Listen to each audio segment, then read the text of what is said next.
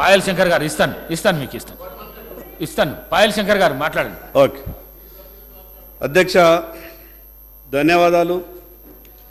2024 budget ఉభయ సభలను ఉద్దేశించి గౌరవనీయులైన గవర్నర్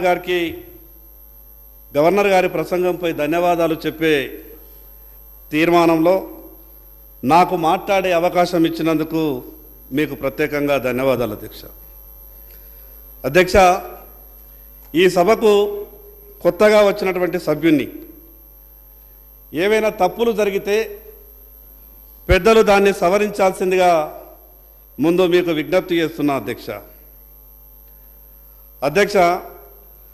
గవర్నర్ గారి ప్రసంగంలో ముందుగా ప్రజాకవి పద్మవిభూషణ్ స్వర్గీయ శ్రీ కాళోజీ గారి మాటలను పరిచయం చేస్తూ